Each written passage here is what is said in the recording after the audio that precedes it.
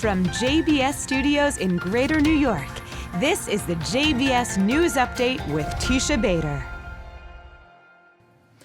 I'm Teisha Bader with the JBS News Update for Wednesday, December the 15th, 2021. Israel's ambassador to the United Nations, Gilad Erdan, is hosting a delegation of 12 of his fellow UN ambassadors in Israel this week.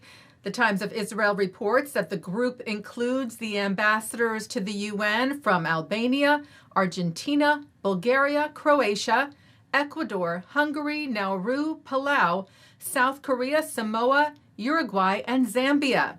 Citing Erdogan saying that the delegation of ambassadors is a very important opportunity. He said, "I have set a goal for myself to bring to Israel as many ambassadors of different countries to the UN as possible, so they can see Israel with their own eyes and learn about our challenges and contributions to the world."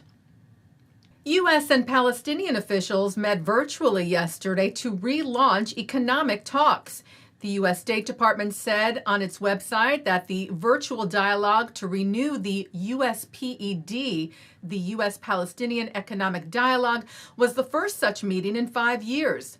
Among the U.S. officials taking part, Deputy Assistant Secretary for Israel and Palestinian Affairs Hadi Amar, and Acting Assistant Secretary of State for Near Eastern Affairs Yael Lempert, who told the meeting that growing the Palestinian economy will also play a critical role in advancing our overarching political goal, a negotiated two-state solution with a viable Palestinian state living side by side in peace and security with Israel.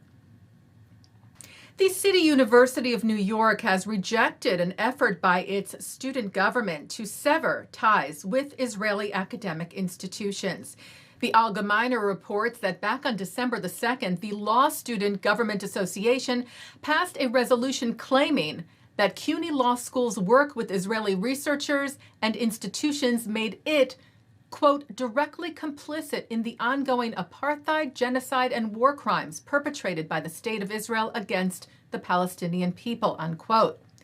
CUNY Chancellor Matos Rodriguez rejected those charges and said, "Now more than ever, I believe it is incumbent on all of us, especially those of us in higher education, to promote tolerance and civic engagement and to commit ourselves to coming together, hard as it may often seem, to forge mutual understanding as members of this widely diverse university community."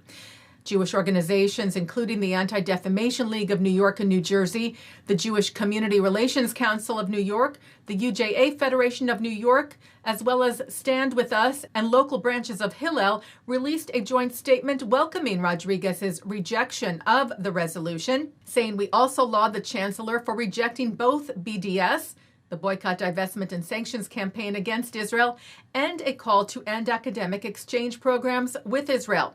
He also emphasizes, they said, that a pluralistic, diverse, and accepting CUNY is the priority of the administration and the university's bedrock value.